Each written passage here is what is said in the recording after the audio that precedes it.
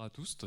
Bienvenue à la salle Jean Moulin pour cette conférence sur l'identité de genre, qu'est-ce que c'est, animée avec le docteur Liratni, qui nous fait le plaisir de sa présence ce soir, ainsi que Vivien Lugaz de l'association l'ENIPS. La mission Égalité est très heureuse de vous voir aussi présente et présent ce soir. Et on est aussi très heureux d'avoir commencé ce festival de lutte contre les discriminations qui s'étend sur 2 semaines, qui a commencé lundi, avec de nombreuses manifestations, des performances théâtrales, des spectacles, des ateliers également, des expositions, comme vous pouvez le voir ici même dans la salle Jean Moulin, avec une exposition de peinture qui met en valeur la diversité des corps et des identités.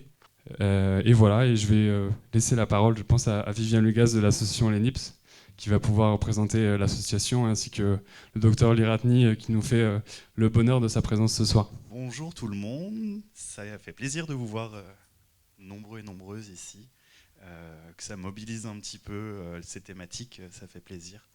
Donc merci à vous. Je suis Vivien Lugaz de l'association ENIPS. L'ENIPS, c'est une association, on a 32 ans, on s'appelait à l'époque le Syndicat national des entreprises gays.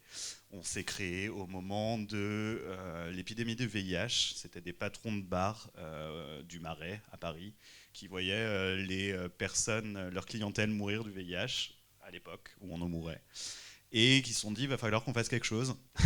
Et du coup, ils ont créé à l'époque un syndicat. Aujourd'hui, on est une association, on a changé de nom pour multiples raisons, et on travaille essentiellement du coup sur la santé sexuelle des publics LGBTQI+, et des hétérosexuels multipartenaires. Dans le cadre de nos missions, en fait, on s'est rapidement rendu compte que la population LGBT pouvait présenter des problèmes de santé mentale, pas parce qu'elles sont LGBT, mais parce qu'elles sont victimes de discrimination, de stigmatisation, de violence, et qu'effectivement, il y avait quelque chose à faire. Sachant que les psys, les thérapeutes, les médecins ne sont malheureusement pas tous safe. On a encore entendu parler récemment de thérapie de conversion. Donc on s'est dit qu'il fallait qu'on fasse quelque chose. Et du coup, il y a quelques années maintenant, un peu moins de 10 ans, on a commencé à créer un réseau de thérapeutes safe, dont Mehdi fait partie. Donc ça a commencé à Paris.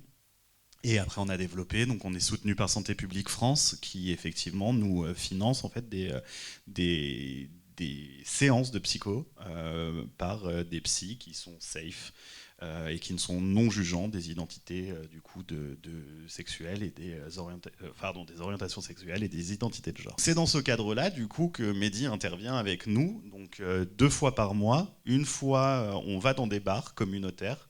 Il vient avec nous et on va parler aux gens directement de santé mentale. Donc notamment sur Montpellier, on intervient au bar Le Coq. Et on intervient aussi auprès de la Fierté Montpellier Pride. Et là, c'est sur rendez-vous, du coup, où Mehdi propose des rendez-vous pour parler avec les gens. Pas spécialement, ils ne sont pas obligés de venir parler de leur identité de genre, de leur orientation sexuelle, mais c'est à destination, effectivement, des personnes LGBT. Donc ça fait 2 ans, 1 an, 2 ans, 1 an et demi que tu nous as rejoints. Donc voilà. Donc Mehdi qui est du coup docteur en psychologie et qui va vous présenter du coup une intervention sur l'identité de genre. Qu'est-ce que c'est? Donc je vais le laisser se présenter plus en détail. Bon, moi j'ai été étudiant ici, donc déjà il y a une petite histoire qui me relie à Paul Valéry. Et il faut savoir que j'aurais été bien content il y a 20 ans en arrière s'il y avait eu une semaine sur les discriminations, parce qu'on pouvait encore un petit peu de temps en temps les vivre pendant les cours, où on parlait d'homosexualité encore quelquefois comme peut-être pas une pathologie, mais en tout cas une sorte de perversion sexuelle, comme certains psychanalystes aimaient à l'appeler. Il y a une petite émotion de venir aujourd'hui, puis de voir pas mal d'étudiants. Alors je suis encore désolé, bien que je m'intéresse énormément à la question de l'identité de genre, et notamment à la transidentité, je ne maîtrise pas encore ni le nœud 3, ni le langage inclusif. Il n'y a aucune, par contre, mauvaise intention. Je vous promets que je vais m'y mettre et que je vais apprendre toutes ces nouvelles règles grammaticales. mais j'ai beaucoup d'activités, donc je m'excuse par avance de ne pas encore tout à fait maîtriser cet aspect-là. Donc moi, ça me tenait à cœur de parler d'identité de genre, puisque depuis 2018, maintenant, j'accompagne pas mal de personnes qui font une transition et transgenre, même si comme je commence de plus en plus à réfléchir aux termes et à la terminologie, j'aime de moins en moins les terminologies, mais donc des personnes qui font une transition. Et voilà, ça m'a amené du coup à me former. Donc j'ai passé un diplôme interuniversitaire sur le sujet. Et par la suite, je me suis lancé là dans l'écriture d'un livre dont je vais vous parler aussi un petit peu, mais qui m'a forcé du coup à réfléchir sur l'identité de genre. Je préfère dire tout de suite, je ne suis pas du tout un spécialiste de l'identité de genre. Oh mince, dommage. Et je compte sur vous tous, du coup, pour animer en fait ce débat autour de l'identité de genre, parce que parmi vous, je pense qu'il y a des étudiants en sciences humaines, j'imagine, au sens large du terme, et que l'identité de genre, c'est une thématique qui peut vraiment autant concerner la sociologie, on va le voir, que même l'archéologie, que la sociologie, l'ethnologie, et bien entendu la psychologie, et puis d'autres domaines en sciences humaines. Donc, je compte aussi sur vous pour animer en fait cette conférence débat et de pouvoir en parler aussi, à la fois de vous partager vos connaissances, vos expériences tout à fait personnelles peut-être, je ne sais pas si ce sera à ce point pertinent, mais vraiment vos connaissances peut-être théoriques que vous avez sur ce sujet, ça sera vraiment le bienvenu. Là où je me positionne plutôt comme expert et spécialiste, ce sera dans l'accompagnement psychologique des personnes qui se questionnent sur leur identité de genre ou alors qui sont sur un parcours de transition. Ça m'intéresse énormément. Et ça, c'est sur une thématique sur laquelle j'interviens énormément aussi. Et donc moi, je vais vous proposer un peu une piste de réflexion, pas à pas, qui s'inspire à la fois de la philosophie et de la psychologie, pour essayer de comprendre un peu comment moi, en tout cas, je perçois l'identité de genre, et comment aussi, quand l'identité de genre fait souffrir, elle peut faire souffrir de différentes manières, on va le voir, et bien comment on peut aussi accompagner une personne à se concevoir non pas comme un genre, mais peut-être comme une identité qui est un peu plus riche, et on va voir comment ça peut nous amener du coup à ne pas rester forcément focalisé sur son identité de genre, mais plutôt sur la construction d'une identité qui va être beaucoup plus riche et moins restrictive que ce qu'on entend par genre. Mais tout ça, ça peut se questionner et se remettre en question, bien entendu. Donc, oui, c'est quand même important donc, de présenter l'ENIPS Vivien l'a fait. J'interviens aussi je coordonne le pôle trans à l'association Fierté Montpellier. Donc vous pourrez vous rendre aussi sur les sites internet où il y a tout un descriptif de nos missions. Et donc au sein du pôle trans, on a un petit peu deux missions principales. C'est une permanence qu'on appelle écoute, convivialité, ressources. 3 missions en une permanence. C'est animé par des personnes qui sont directement concernées par le parcours de transition et donc qui peuvent en fait informer et simplement créer du lien social aussi entre personnes qui souhaitent se rencontrer. Et un autre volet qu'on propose, donc, c'est les consultations psychologiques pour des personnes qui souhaiteraient un travail plus en dualité autour de la question de la transition. Voilà. Le PowerPoint, donc il va y avoir, apparemment c'est filmé, donc du coup je vais transmettre le PowerPoint, du coup il sera peut-être disponible en petite vidéo, je sais pas, on va voir par la suite. Ce sur quoi je vais m'appuyer pour vous parler un petit peu du genre, mais comme je le dis, je ne me suis pas positionné comme un spécialiste des questions de genre, mais il y a quand même plusieurs références qui me semblent intéressantes. Celle qui est tout à gauche, c'est vraiment une revue de littérature plutôt sociologique sur les études sur les genres. Et ensuite, vous avez deux références très récentes, puisque c'est 2021. Et Lexi, qui est une influenceuse et surtout sociologue et historienne de l'art, et qui raconte aussi un petit peu l'histoire des transidentités et des identités de genre de manière plus large. Donc je vous conseille aussi ce livre qui est vraiment bien. Et un autre livre qui s'appelle « Le genre expliqué à celles et ceux qui sont perdus ». Donc ça, c'est plutôt un livre de vulgarisation, mais qui est aussi très riche et intéressant, qui est écrit par deux journalistes et que j'ai trouvé très pertinent. Je vais vous parler aussi moi donc de l'accompagnement psychologique. Donc je vais faire ma petite promo, bien entendu. Je propose donc pour vous présenter la thérapie ACT, qui est une des modèles de thérapie que j'utilise avec la plupart de mes patients, dont les personnes qui viennent me consulter pour les identités de genre, autour de l'identité de genre, et donc apparaître dans la collection 100 idées, donc 100 idées pour accompagner la transidentité chez l'enfant et l'adolescent, puisqu'à la base je suis spécialisé en psychologie du développement de l'enfant et de l'adolescent. Qu'est-ce que l'identité ? Il y en a qui ont envie de répondre ?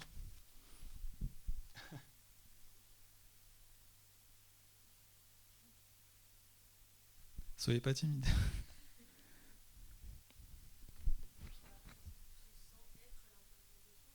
Ce qu'on se sent être à l'intérieur de soi, qui aurait autre chose à ajouter ou à compléter ou... Ouais, Emma. Dont on se perçoit, donc dont on se ressent, mais aussi dont on est perçu par les autres.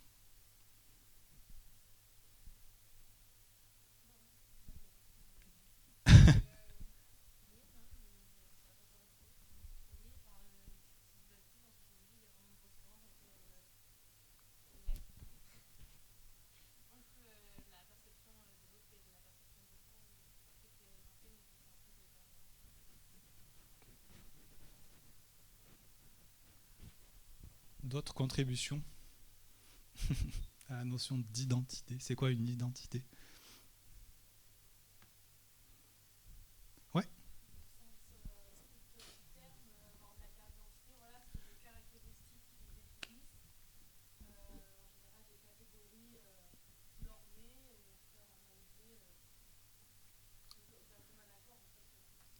C'est ça aussi. Ça, on peut aussi... Donc tout ce que vous avez dit un petit peu, ça peut rentrer un peu dans la définition de ce qu'on appelle une identité. L'identité, en fait, il y a plusieurs aspects. Il y a, comme tu l'as dit, des choses très concrètes, ce qu'on appelle l'identité civile, ce qu'on appelle les données de fait et de droit, pas très intéressantes, hein, mais qui nous permettent de différencier chaque individu. C'est-à-dire qu'il y a peu de chances pour qu'il y ait deux personnes sur Terre qui soient nées le même jour, au même endroit, à la même heure, avec le même nom de famille, le même prénom, etc. Donc il y a une sorte de faits, les faits qui sont... l'identité civile, pardon, elle est plutôt reliée finalement à des caractéristiques un peu factuelles qui nous permettent de nous discriminer parmi tous les autres individus. Bon, ça c'est une première définition de l'identité.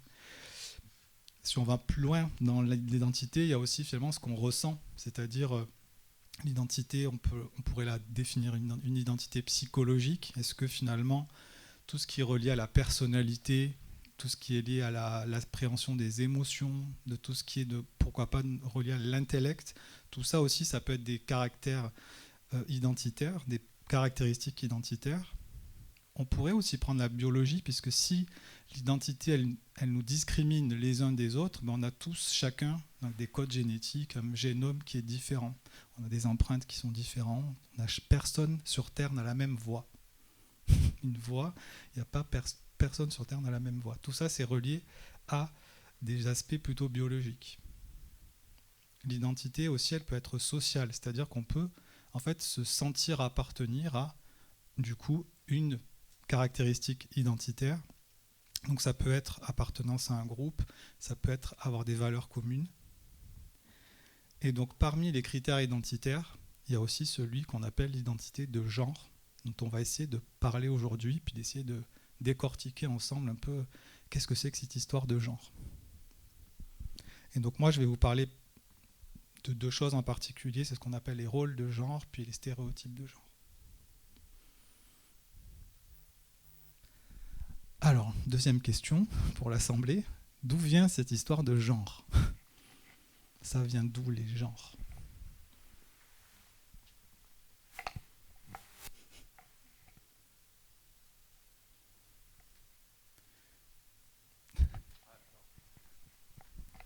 Non, pas le micro. My God.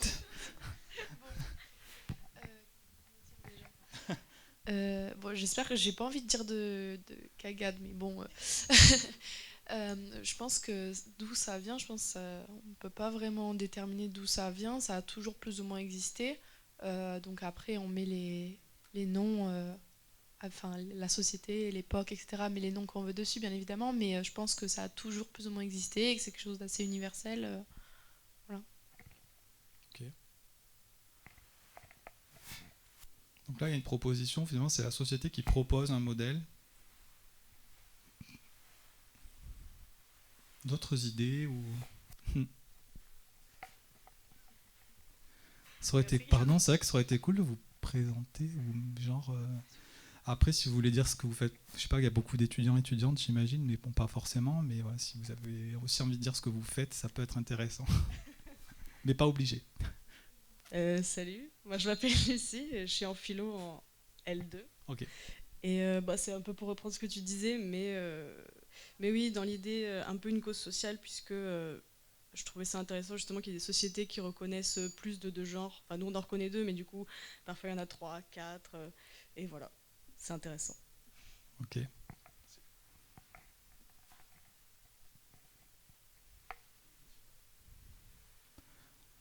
D'autres propositions ou idées?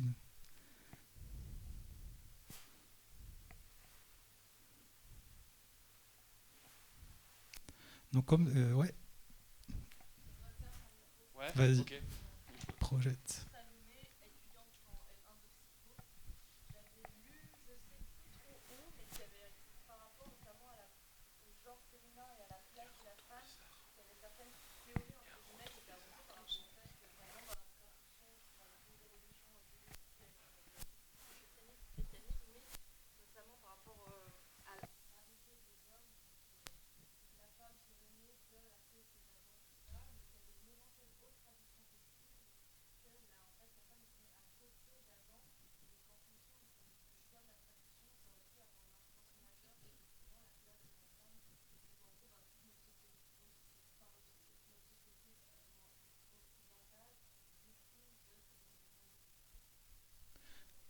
D'accord, donc direct dans les rôles de genre en fonction du coup de...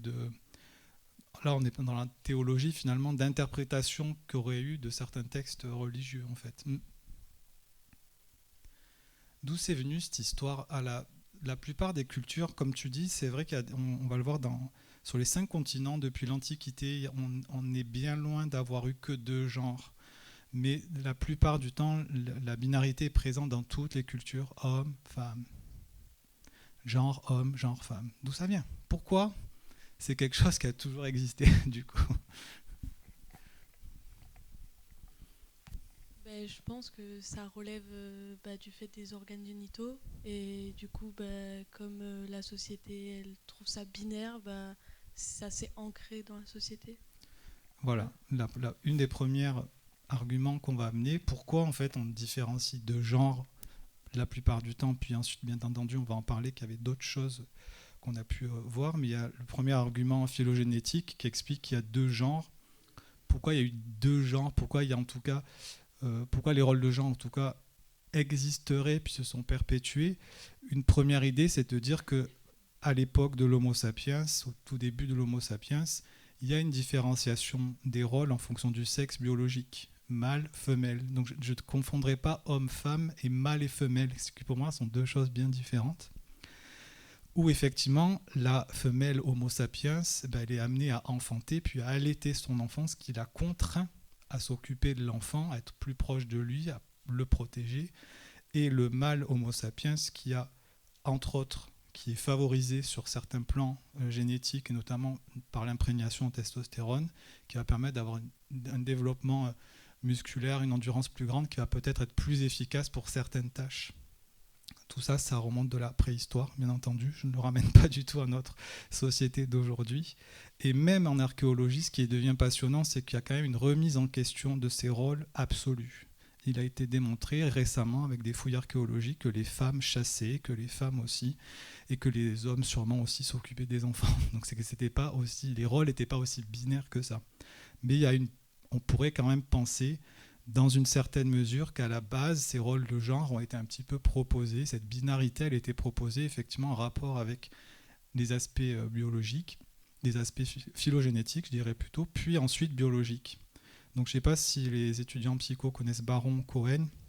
Baron Cohen, il a C'est un des contributeurs les plus éminents dans le domaine de l'autisme notamment.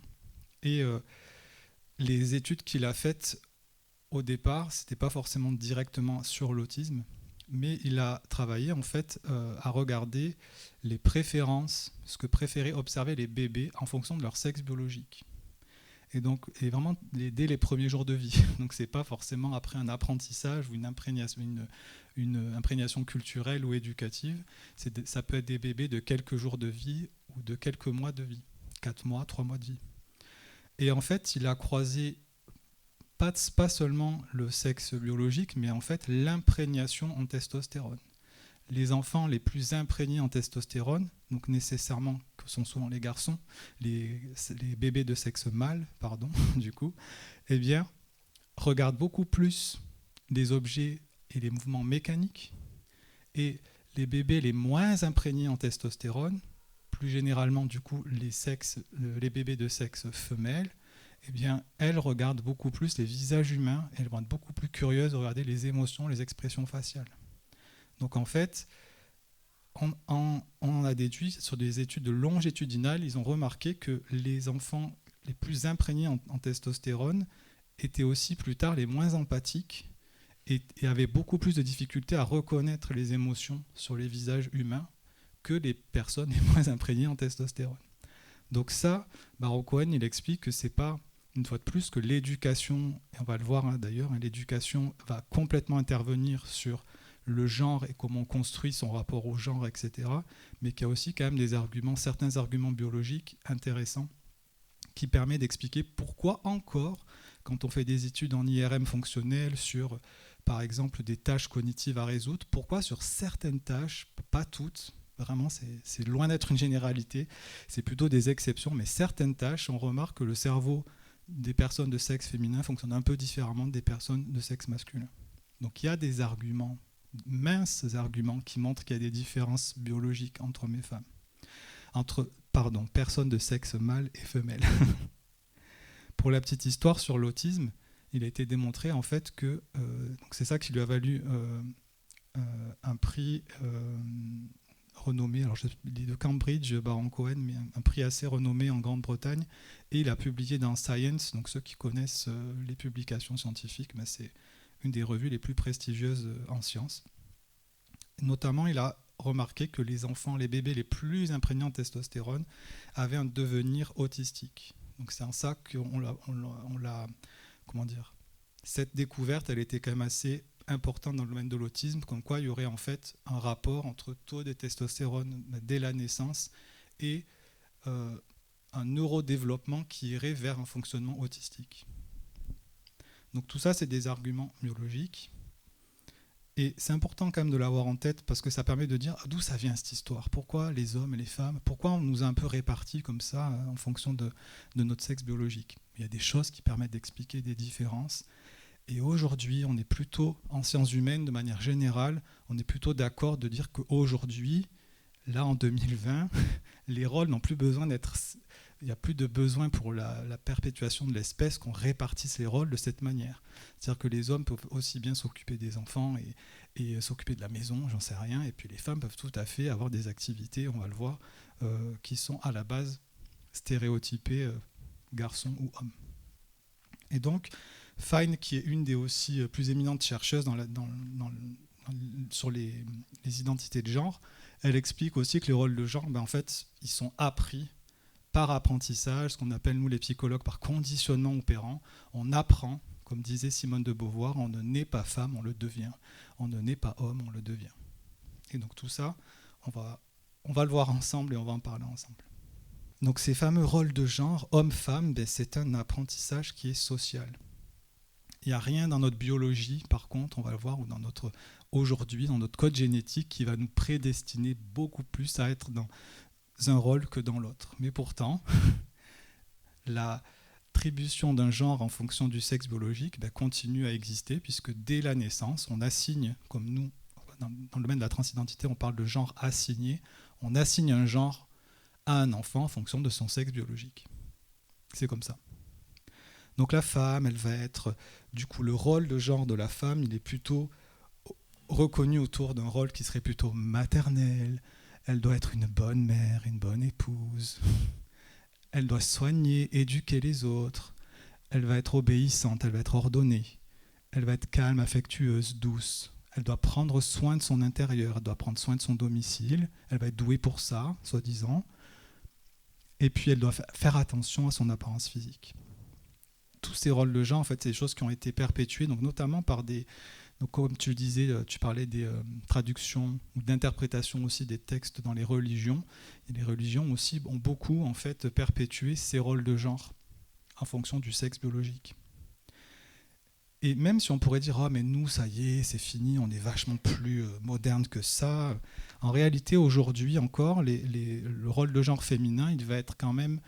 Bon, vous êtes des étudiants en lettres, en fac de lettres entre guillemets, donc vous êtes pas concernés. Du coup, souvent vous avez dépassé tout ça, mais quand on regarde vraiment ce que perpétuent les médias de masse, par exemple, les publicités, les contes enfantins, les dessins animés, les séries pour enfants et adolescents, etc., il n'empêche que la traduction de ce code de rôle de genre, aujourd'hui, il va quand même se traduire comme, finalement, les femmes vont être comme plus valorisées si elles choisissent des métiers de soins, d'éducation, si elles assistent les hommes dans certaines tâches, mais il ne faut surtout pas qu'elles soient dans un poste d'autorité ou de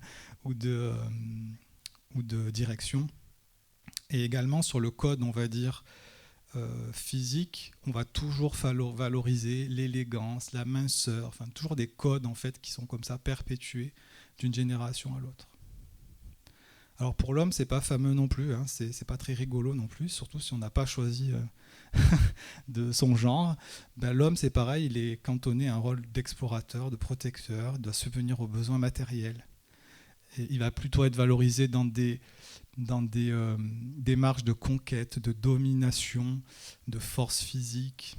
Donc toujours avec cette idée aussi qui est quand même particulière, c'est que par contre l'homme, dans son rôle de genre, il doit toujours, et la plupart du temps, se mettre en négation avec le rôle de genre de la femme. C'est-à-dire qu'il ne doit surtout pas être maternel, il ne doit surtout pas être être forcément dans le soin, dans l'éducation. Il ne va pas forcément être valorisé en étant doux, affectueux, élégant, etc., etc. Et aujourd'hui, la traduction de ce code de genre finalement masculin, il va se traduire plus par la valorisation d'un métier dans la finance, dans quelque chose où on a du pouvoir, dans l'ingénierie, pourquoi pas.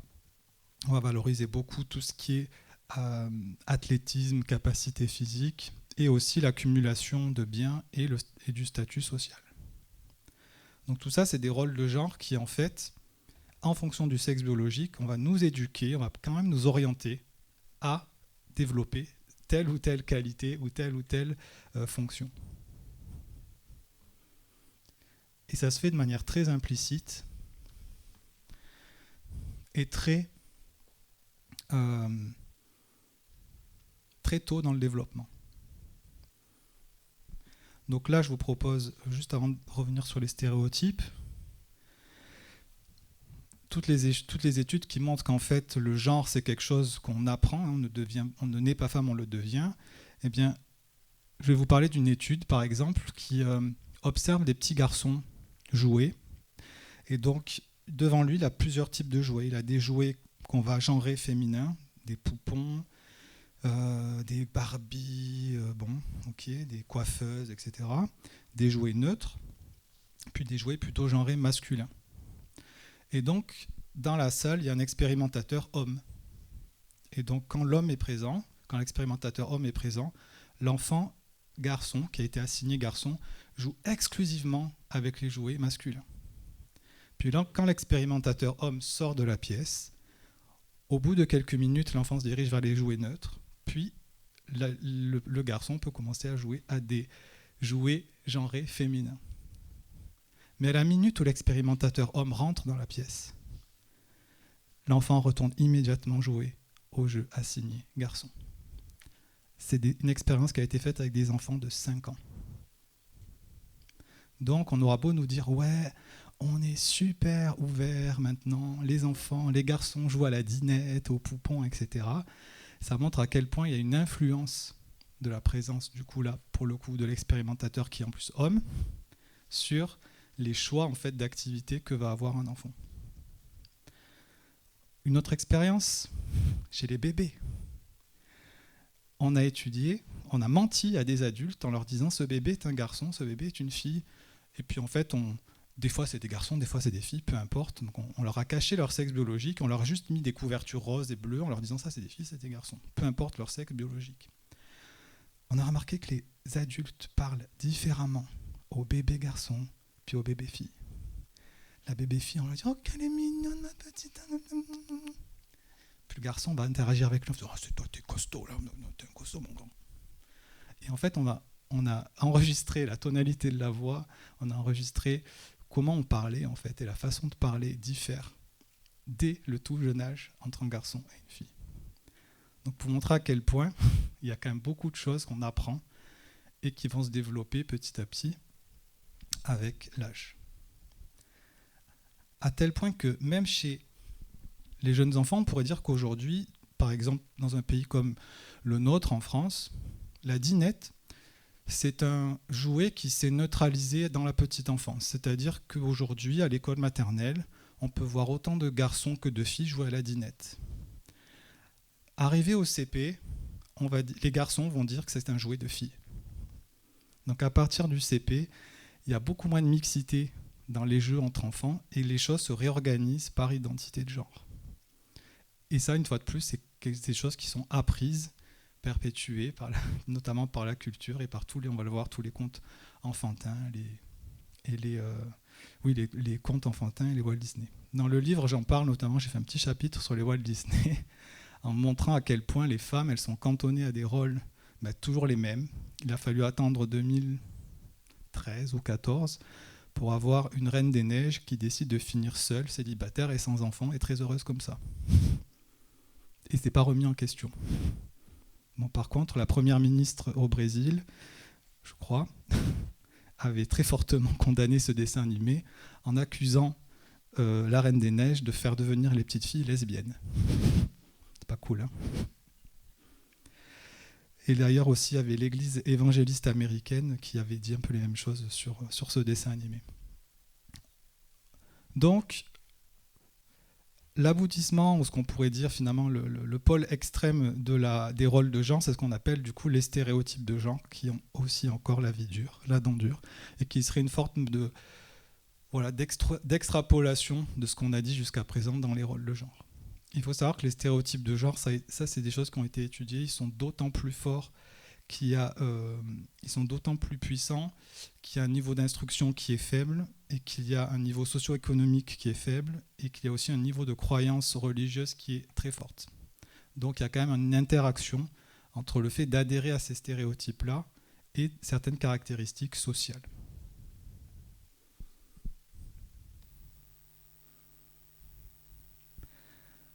Donc pour les personnes qui pensent encore, bien entendu, bien qu'on ait bien démontré, je pense que le genre était socialement construit, si vous cherchez un argument qui peut comme ça couper d'un coup net, qui peut enfoncer le clou une bonne fois pour toutes, de dire les genres hommes et femmes, ça existe parce que c'est la biologie, bon, on va prendre cet argument de la biologie, puis on va aller jusqu'au bout de cette démarche-là.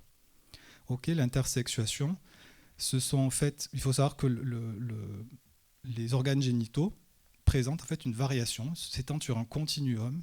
Alors bien entendu, la plupart des personnes ne se situent pas dans ces variations qui dévient entre guillemets de la norme, qui seraient hors norme, mais il faut quand même savoir que 2% des naissances, il y a des variations gonadiques, chromosomiques et hormonales qui créent des variations en fait au niveau des organes sexuels.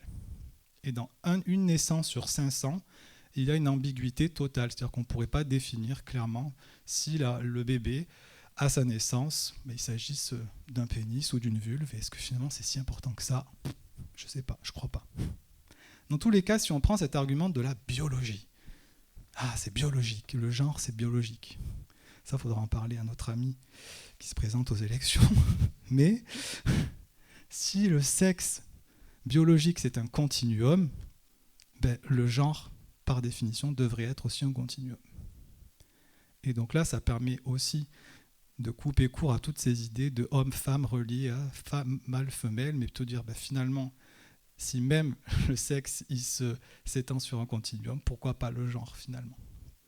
Et donc, comme tu l'as dit tout à l'heure, ça a été démontré sur les 5 continents depuis l'Antiquité.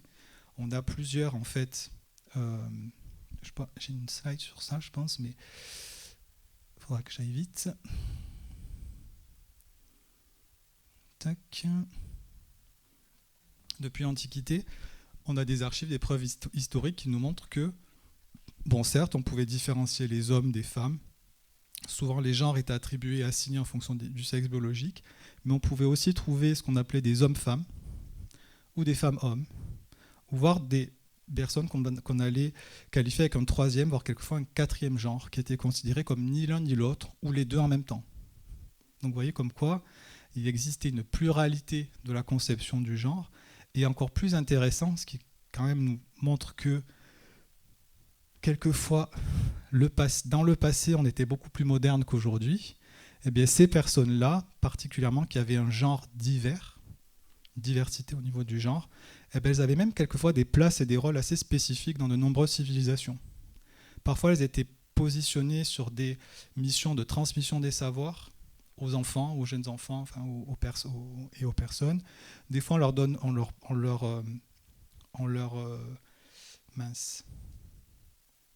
on leur associait en fait un pouvoir mystique.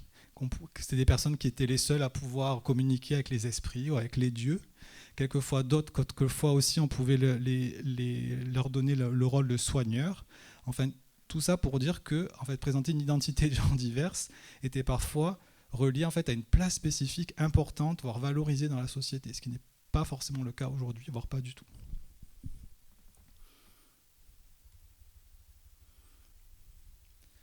Donc pour en revenir à nos histoires,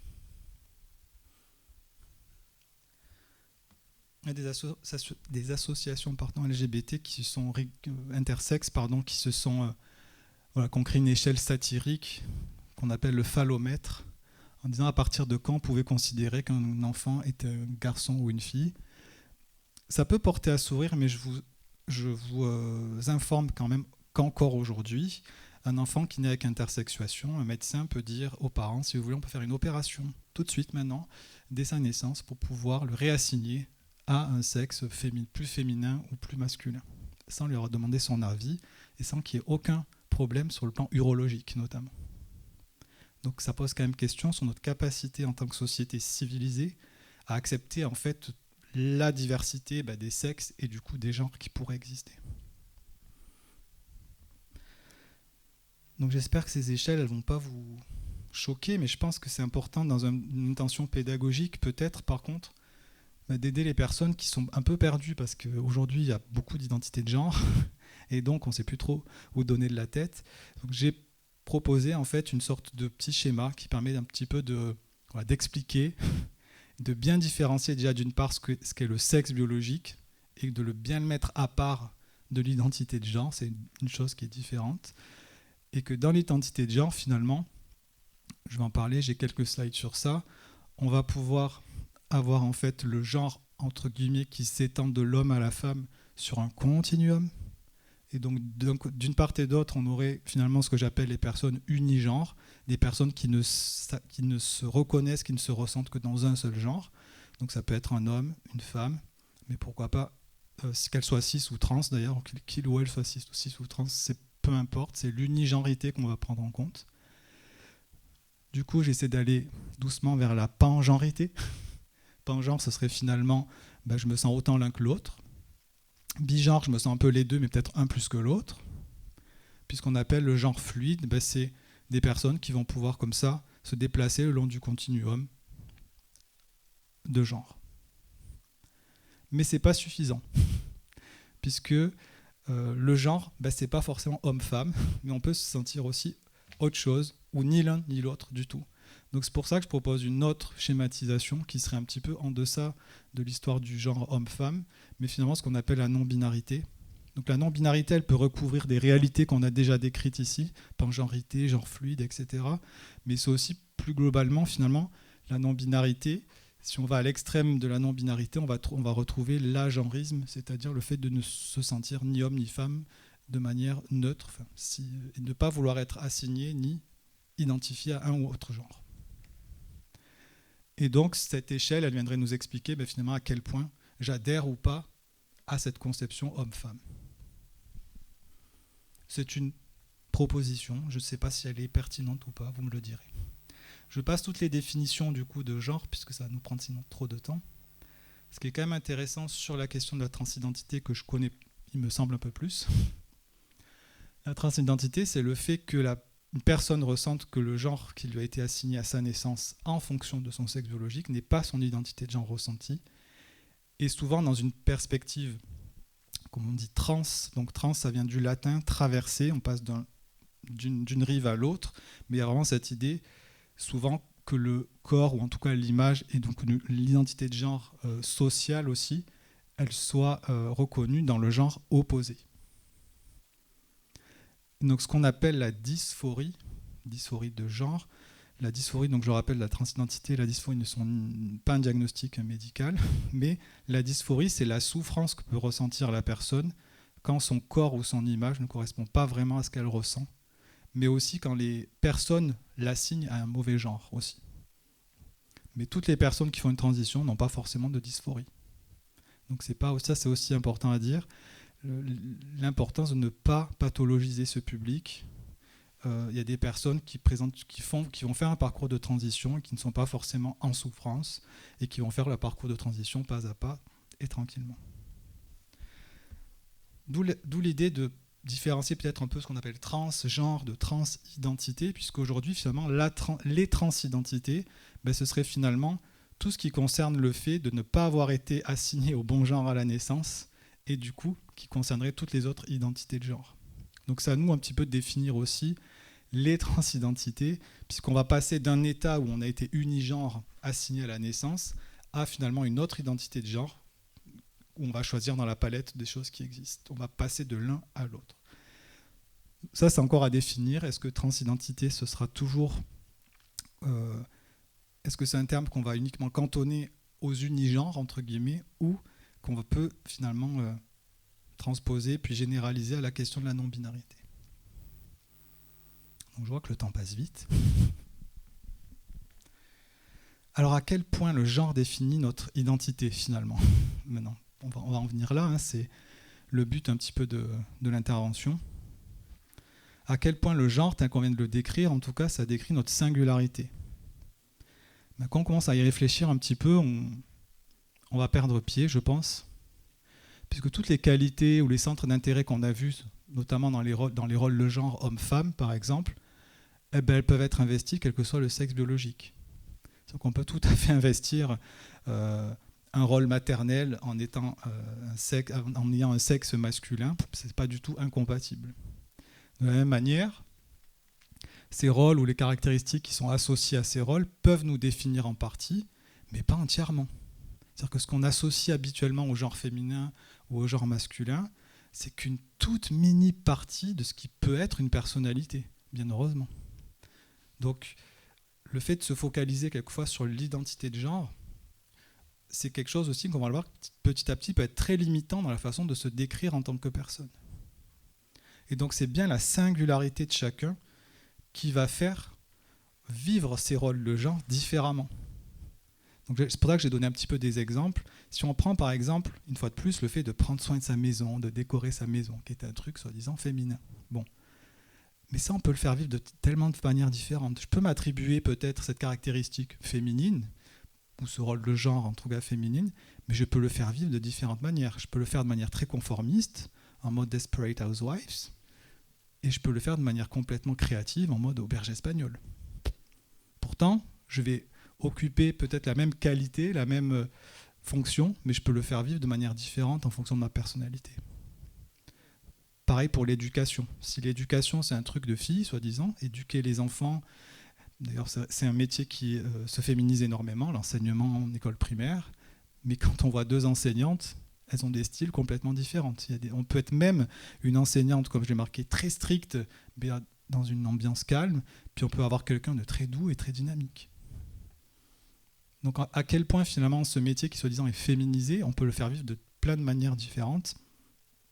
Et donc le côté féminin finalement n'est plus qu'un finalement une sorte de peau de chagrin de singularité, de ce qu'on pourrait ramener à notre singularité.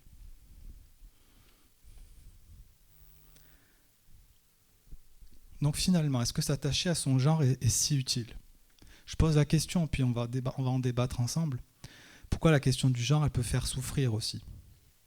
Et c'est souvent ça qui est dans les consultations, moi en tout cas quand je reçois mes patients, que ce soit à la Fierté, que ce soit à l'ENIPS ou à mon cabinet, les personnes qui souffrent énormément en rapport avec l'identité de genre, on va le voir, c'est qu'elles sont un peu enfermées dans une conception de soi qui est que genrée. Elles sont pas, pour l'instant, elles n'ont pas pu en fait élargir leur conception d'elles-mêmes à des choses autres que genrées. Et ce qui est normal, puisque en fait, quand on vous a assigné à quelque chose que vous ne ressentez pas du tout depuis que vous êtes enfant, toute votre énergie et votre énergie mentale et physique, elle va être du coup à la conquête de ce nouveau genre qu'on ne vous a pas permis d'incarner. Et donc, en étant complètement focalisé sur ce genre, eh bien, peut-être qu'on est en train aussi de perdre une forme de singularité. Alors qu'en fait, si on prend notre identité, que le genre, c'est qu'une partie de notre identité, il y a une possibilité quand même de faire vivre notre identité autrement que par cette identité de genre. Donc finalement, ce qui fait souffrir souvent, c'est comment moi je me ressens. Donc ça peut être des fois le rapport au corps, et donc ça c'est très douloureux aussi, parce qu'il y a aussi quelquefois une perception de soi qui est genrée, en tout cas dans un corps biologique qui n'est pas du tout en adéquation avec ce que la personne observe dans le miroir. Et donc ça fait vraiment souffrir, mais on va le voir à quel point ça aussi, c'est relié à une conception de soi qui est souvent limitée à un corps biologique. Et on va le voir pourquoi.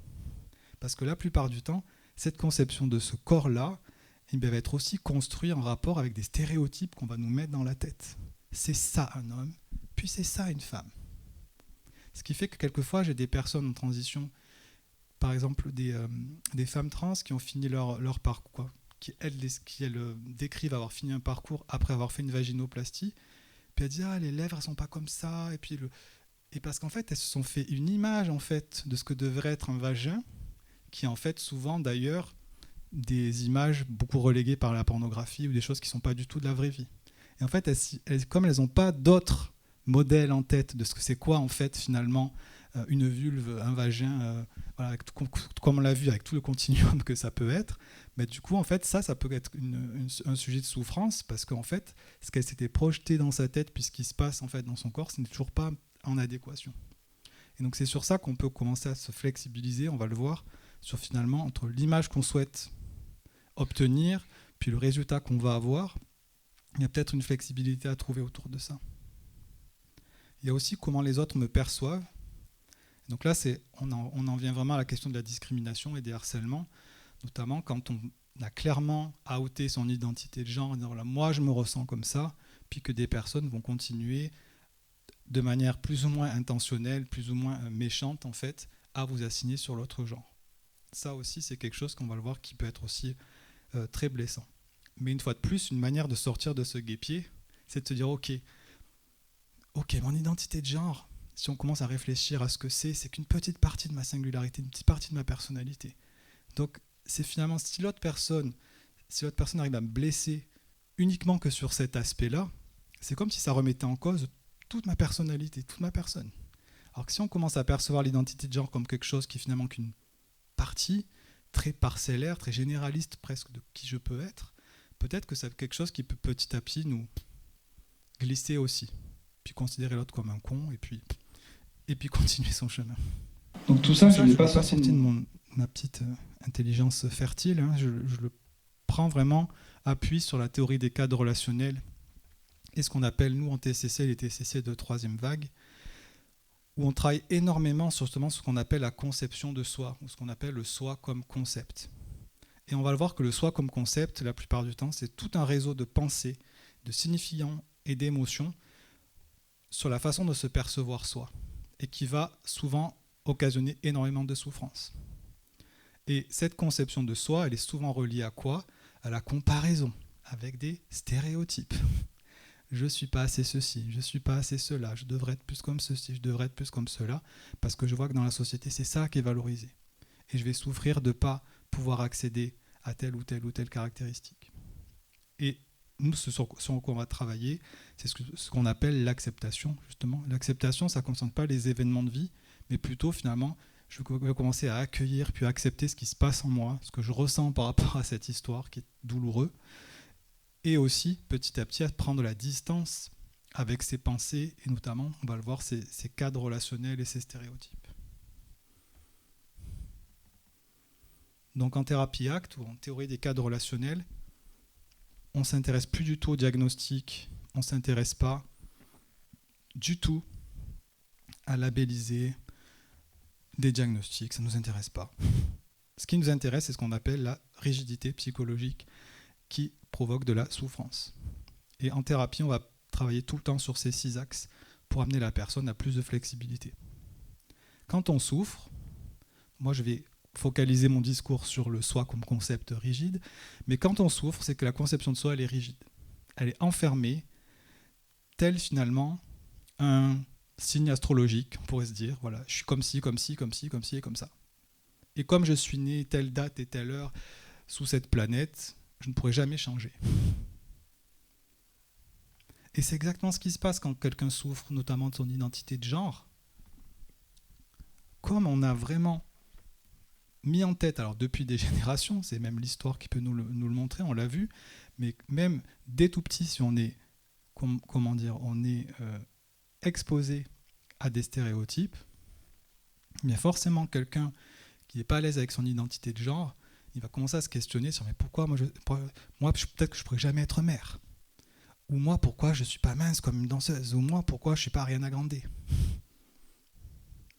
Et ça a commencé à générer de la souffrance, et de la souffrance, et de la souffrance, et de la souffrance. En raison de ces comparaisons avec ces stéréotypes. Et en théorie des cadres relationnels, on explique à quel point, et c'est pour ça que je pense qu'on développe dans ces modèles de thérapie une énorme empathie pour nos patients. On ne peut rien faire pour supprimer ces traces de cadres relationnels. On ne pourra jamais supprimer de vos mémoires ces stéréotypes de genre. Ils existent, ils existeront pour toute la vie.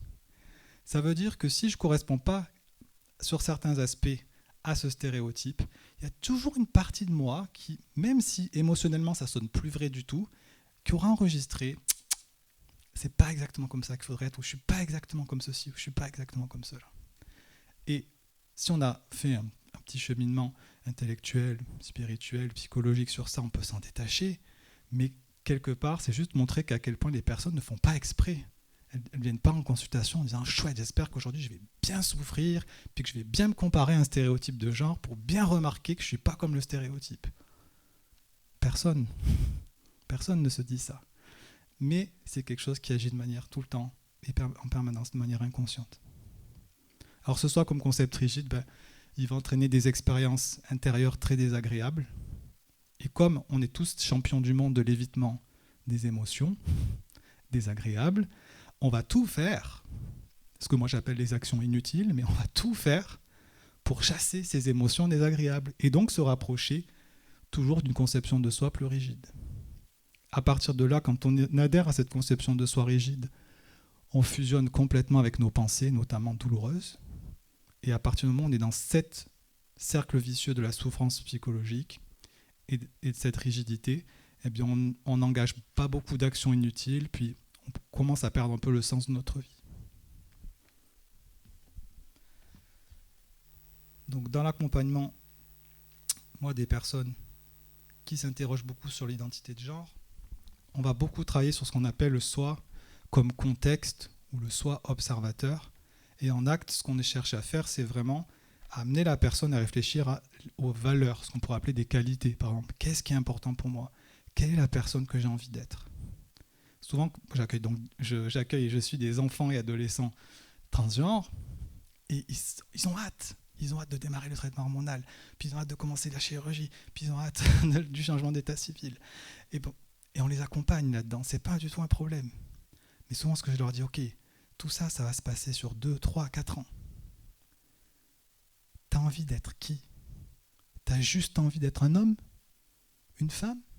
Ou tu vas être un homme comme ceci, comme ceci, comme cela? Ou une femme comme ceci, comme ceci, comme cela? Parce qu'être un homme, une femme, ça va se passer, c'est sûr. Là, tes parents, ils t'ont donné voilà, on t'a amené vers des professionnels qui vont pouvoir t'aider. Donc, c'est quelque chose que tu vas pouvoir petit à petit construire. Mais par contre, la personne que tu as envie d'être, ça ne va pas se résumer à un homme ou une femme. Ça ne va pas se résumer au rôle de genre qu'on a vu tout à l'heure. Heureusement, ce serait un peu dommage. Il y a beaucoup d'autres choses à développer. Et donc, nous, ce sur quoi on va axer le programme thérapeutique, c'est plutôt dire qui tu as envie d'être, quelle valeur tu as envie d'incarner, au-delà de ton genre. Et le fait de pouvoir clarifier ces valeurs, ça va nous permettre d'avoir de plus en plus d'actions valorisées. Et le fait d'avoir un peu une vie qui a du sens, une vie où on peut incarner nos valeurs en pleine conscience, notre conception de soi, petit à petit, elle peut un petit peu se flexibiliser. On se dit, ok, c'est vrai qu'il y a certains trucs, ça fait souffrir, je ne peux pas totalement accéder à ça, etc. Je ne peux peut-être pas coller à ce stéréotype, mais en même temps, il y a des choses qui sont importantes pour moi que je peux incarner, et ça a quand même beaucoup plus de sens.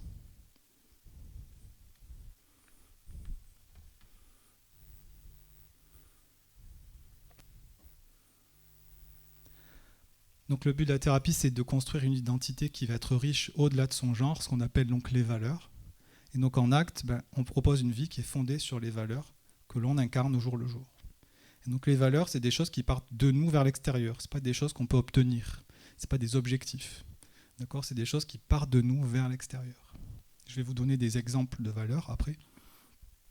Et donc, on va utiliser ces valeurs comme des attracteurs, ce qu'on appelle les récompenses, dans le conditionnement opérant, qui vont, eux, motiver des changements comportementaux.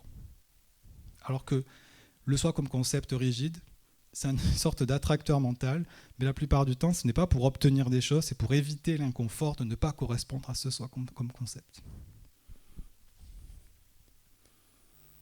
Donc si vous voulez faire un petit jeu, vous pouvez le faire tout à l'heure en rentrant chez vous, pour savoir quelles sont vos valeurs, quelles activités me rendent le plus heureux, qu'est-ce qui a le plus de sens pour moi. D'accord ? Et puis vous dire, ok, là je vais prendre le verbe être, puis je vais ajouter un adjectif. Et ça va vous garantir que vous désignez bien des valeurs qui sont importantes pour vous, des choses que vous voulez incarner.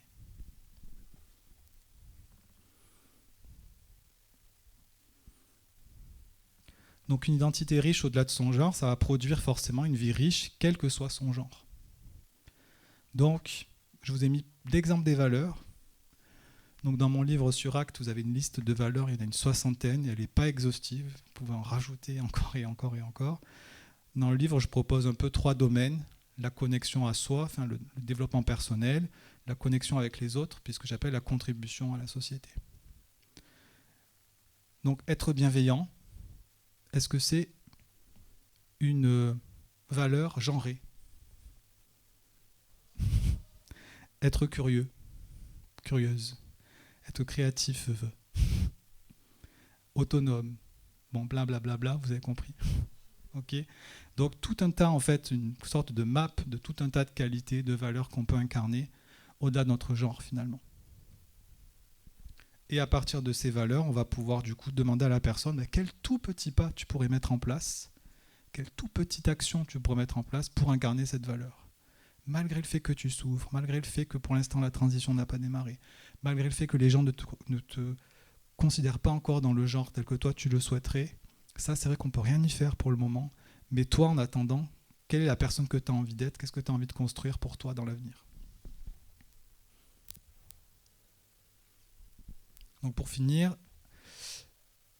je dirais que si on reste collé aux perceptions genrées des autres et de la société, on reste dans le soi comme concept. Donc c'est important, il me semble, de faire la distinction entre le soi-genre, et je ne dis pas qu'il n'existe pas, je ne dis pas qu'il n'a pas de raison d'exister, ce soi-genre, c'est intéressant de s'attribuer ce qu'on a vu dans les rôles de genre, des choses féminines, des choses masculines, mais pourquoi pas ? Et faire la distinction avec ce qu'on appelle le soi qualité, valeur de genre. Et donc faire la distinction entre notre ressenti de genre et le ressenti des autres, puisque s'il y a quelque chose qu'on ne peut pas changer, on l'a vu notamment, si on n'arrive même pas nous à changer nos propres réseaux relationnels de la conception des stéréotypes de genre, comment pensez-vous qu'on va pouvoir aller les modifier chez les autres ? Ça prend des années et des générations pour pouvoir petit à petit faire bouger en fait ces stéréotypes de genre. Et on les fait bouger, on fait bouger les lignes petit à petit, d'accord ? Mais ça prend beaucoup de temps. Ça prend beaucoup de temps. Donc est-ce qu'il faut être en permanence dans une lutte, et notamment dans une lutte intérieure. Moi, je vois des personnes autour de l'identité de genre, elles souffrent, mais c'est une lutte intérieure en fait. C'est je ne suis pas considéré comme ceci, je ne suis pas considéré comme cela, ça me fait du mal. Et ça, on ne le remet pas en question, c'est totalement légitime. Mais en attendant, tant qu'on ne peut rien faire, est-ce qu'il faut se lamenter puis continuer de regarder en fait cet état de fait sans agir, ou est-ce qu'on peut, en attendant, construire aussi une identité plus riche que celle qui est genrée? Par contre, ce qu'on peut choisir, donc qui pourrait être une action valorisée, mais c'est par exemple choisir notre entourage social, par exemple, qui vont être un peu plus ouverts à cette question-là, en tout cas pour les personnes qui sont notamment beaucoup en souffrance. D'œuvrer pour l'évolution des mentalités autour des stéréotypes de genre, s'investir dans une association, par exemple, et mettre en œuvre des actions qu'on va relier, nous, à ces qualités genrées. C'est des exemples, il peut y en avoir plein d'autres, parce que c'est à chacun qui va déterminer avec créativité comment il a envie de vivre son identité. Et je vous remercie.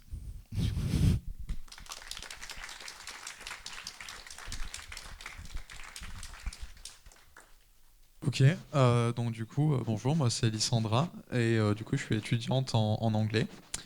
Et du coup, déjà merci d'avoir resitué que le personnel soignant n'est pas au-dessus du patient, parce que c'est quelque chose qui, je pense, il faut le rappeler, dans le sens où en fait, le personnel soignant, il n'est pas là pour dire les choses à la place des gens, voilà.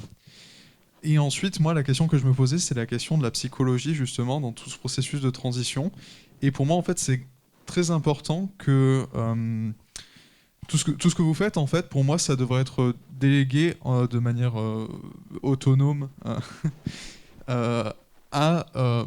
en fait, ça devrait être du soin intracommunautaire, en fait. Ça devrait pas être délégué à du personnel soignant. Je pense que c'est important qu'il y ait un savoir collectif et commun, que tout le monde puisse former. C'est un peu formel comme mot, mais voilà, que tout le monde puisse avoir ce discours-là face à des personnes en questionnement et pouvoir leur dire, sans avoir la barrière du personnel médical, qui est déjà une barrière qu'il faut franchir pour les personnes transmineures, et une barrière aussi financière aussi parfois, parce que bon, on est étudiant, la précarité, on connaît tout ça. Et du coup, voilà, pour moi, je pense que c'est important de rappeler que les psychologues, c'est pas la seule possibilité, et que c'est aussi possible d'avoir ce soin-là de manière intracommunautaire. Ouais, puis d'ailleurs, moi, dans le livre, j'en parle à la fin, je parle sur la thérapie ACT, justement. Pour moi, ça ne devrait pas s'appeler thérapie, ça devrait s'appeler éducation à l'acceptation et à l'engagement. Donc, d'ailleurs, aux formations, moi, tout le monde est bienvenu, les parents.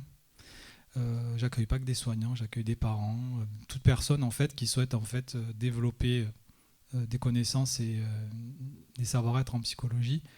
Donc je rejoindrai vraiment ton positionnement sur cet aspect-là et sur l'importance aussi comme tu parles d'un soin intracommunautaire. Après, je pense aussi à des personnes très en souffrance. À l'association, par exemple, c'est dommage, Alec n'est pas là. Donc il y a dans les personnes qui s'occupent de la permanence ressources, convivialité, écoute, etc. Il dit mais moi je suis coincé. Il y a des fois j'arrive plus du tout il y a des personnes qui viennent me voir, elles sont hyper en souffrance et moi je sais pas quoi leur dire parce que moi j'ai un vécu d'une personne trans, un parcours, mais je peux pas en fait, je peux lui amener de l'aide, je peux lui amener un peu une relativisation, je peux lui amener des informations et de la bienveillance et la rassurer. Et à tel point, mais pour en témoigner, je pense que c'est quelqu'un qui parle très facilement, mais qui dit même que même lui, il arrive un peu en burn-out.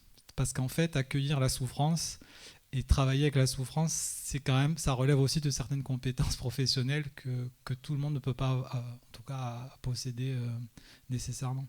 Donc c'est pour ça que je rejoins vraiment ta posture sur la partie entraide communautaire et qu'il y a des choses qui pourraient être faites effectivement sans passer par des psys.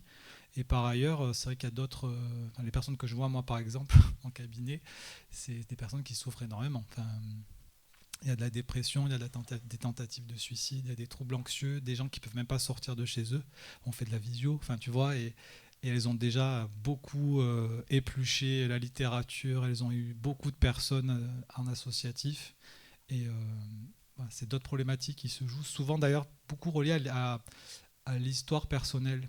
moi je ressens que c'est pas forcément toujours l'histoire de l'identité de genre ou de la transidentité, mais c'est aussi beaucoup quels mots ont posé les parents sur cette différence, etc. Et ça joue beaucoup, ça contribue beaucoup à la souffrance des personnes. Beaucoup de vécu de harcèlement aussi, et pas forcément relié à l'identité de genre non plus. Et du coup, juste pour préciser, effectivement, moi je te rejoins, je pense qu'il faut les deux. Et il y a un groupe qui va se monter, ou qui s'est monté en tout cas, vous pouvez, si vous en avez le besoin, de groupes communautaires, appeler le spot de Montpellier, qui est soutenu par l'association AID, qui est porté par l'association AID, qui va mettre en place, ou qui a mis en place, voilà, faut les appeler, des groupes communautaires justement pour personnes trans. Je voudrais aussi dire que, je ne sais pas si c'est quelqu'un du SBU ici, mais la mission Égalité a monté un groupe de parole.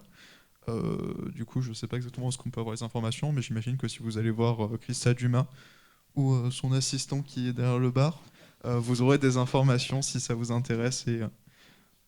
Ah, bah voilà, je te passe le micro si tu veux. Du coup, on avait au début c'était lié aux ateliers autodéfense pour les personnes transgenres et non binaires.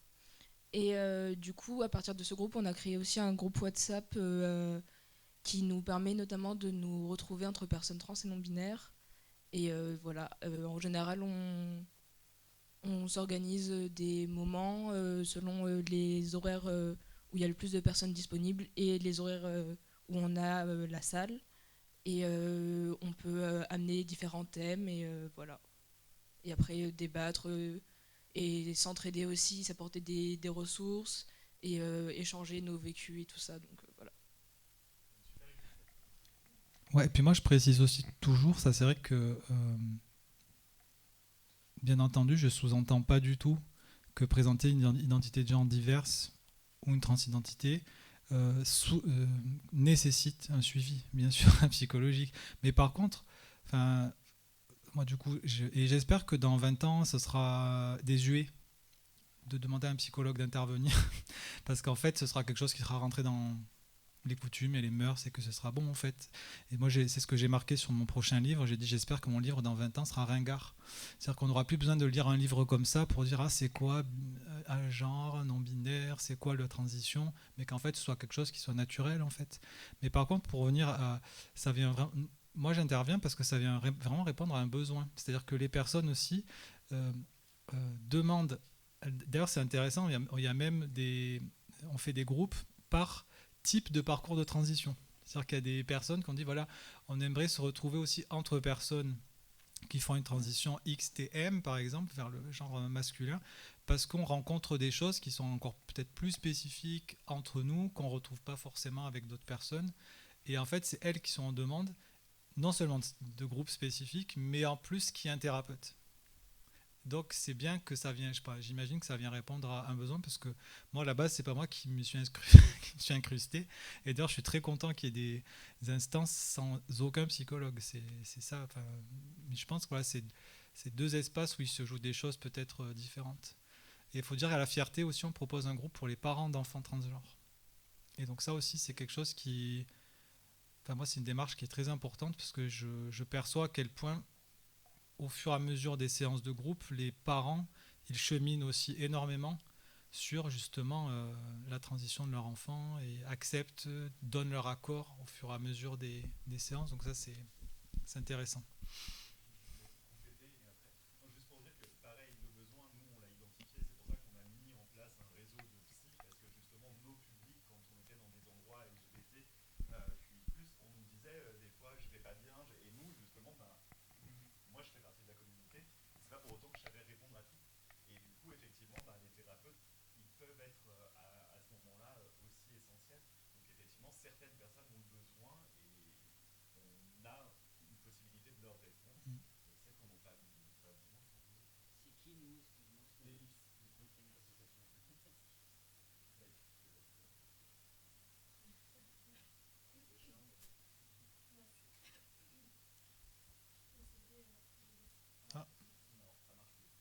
Il n'y a plus de pieds là.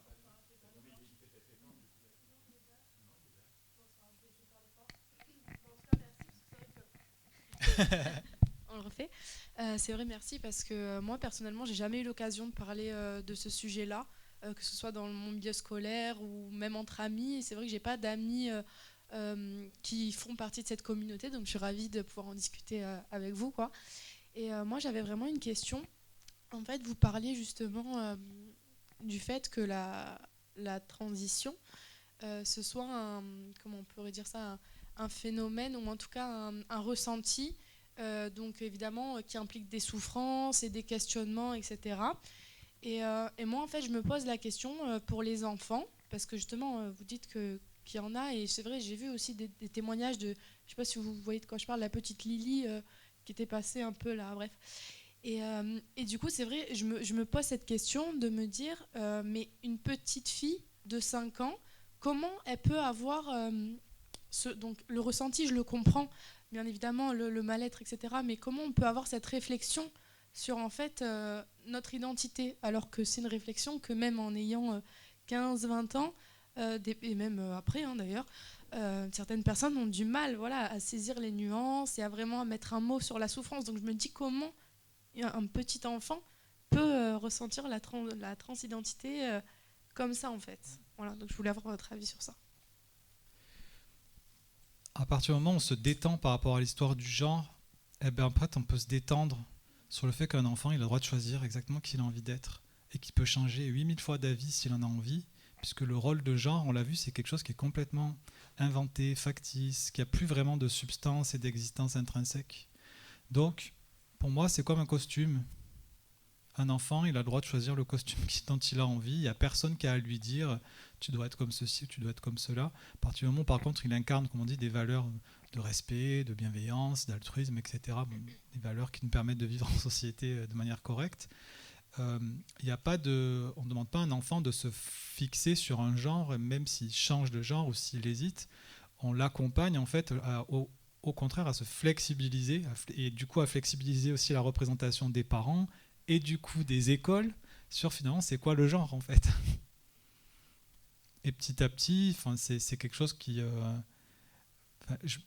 J'ose imaginer qu'il y a des choses qui évolueront et que bientôt, d'ailleurs on voit beaucoup de vêtements maintenant de plus en plus mixtes par exemple, c'est pas encore tout à fait on n'est pas toujours à fond là, mais bon, voilà, y a des choses qui commencent à se mixiser de plus en plus. J'en parle aussi dans le livre sur la transidentité, sur la mode intervient énormément. La mode mixise les vêtements. Il y a beaucoup de vêtements ou de coupes qui au début sont assignées femmes, qu'on va retrouver 2 ou 3 ans après dans les codes de la mode chez les garçons. Les jeans skinny, les pantacourts, le oversize, tout ça, c'est des choses qu'on retrouve d'abord dans la mode féminine, puis ensuite on va le retrouver dans la mode masculine. Et finalement, la mode, c'est un art, entre guillemets, qui tend aussi et qui essaye un petit peu de mixiser aussi ces histoires de genre, je pense. Pour la question suivante, je suis là. Yes. Ça suit un peu la question précédente. J'aimerais savoir si vous faites ce genre d'intervention avec un public un peu plus jeune, parce que je pense que les personnes qui sont là, elles sont déjà un peu averties et s'intéressent déjà un peu au sujet. Et justement, moi je pense que d'abord ça passerait, cette question de transidentité, tout ça, ça passerait d'abord par l'éducation des plus petits. Et c'était pour savoir si vous l'avez déjà fait et si vous l'avez pas fait, si vous comptez le faire. J'aimerais le faire, en tout cas, sans aucun problème. Et pour ça, il faut être invité. Donc voilà, si vous avez des invitations, n'hésitez pas. Moi, ça me plairait beaucoup. Ouais. Et surtout que les enfants, ils sont beaucoup plus flexibles qu'on croit. Et ils sont bien qu'ils aient été exposés et qu'ils vont garder des stéréotypes de genre dans la tête, on peut facilement flexibiliser les choses. Mais il y a certains hommes politiques qui ne sont pas d'accord parce qu'ils pensent qu'on va diffuser l'idéologie et l'LGBT. Ne serait-ce que si je repars dans le champ de la santé sexuelle de l'ENIPS, ne serait-ce que quand on parle de santé sexuelle à l'école, c'est hyper difficile d'aborder les questions d'homosexualité, de genre. Et en fait, on voit que c'est très très mal fait la prévention déjà de la santé sexuelle, parce que justement, on arrive sur des justement des concepts où les gens sont pas au clair, où ils ont leur représentation personnelle et du coup n'ont pas fait ce travail-là. Donc on voit c'était Najat Vallaud-Belkacem, je crois, qui avait essayé de faire passer justement une loi pour venir parler du genre aux enfants, et ça avait fait remonter tous les...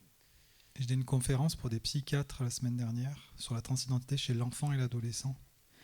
Et j'ai parlé de non-binarité, j'ai parlé de bigenrité, de pangenrité, et que de manière internationale, la communauté des professionnels de soins, une association mondiale des professionnels de soins pour les transidentités, en fait propose des transitions médicales pour des gens qui ont des genres divers, pas que pour les personnes transgenres.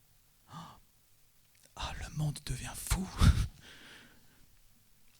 Voilà, ça vient se heurter vraiment à des choses hyper violentes, quoi. Donc c'est vrai que voilà, et l'autodétermination, ils n'ont pas encore bien compris ce que ça voulait dire non plus.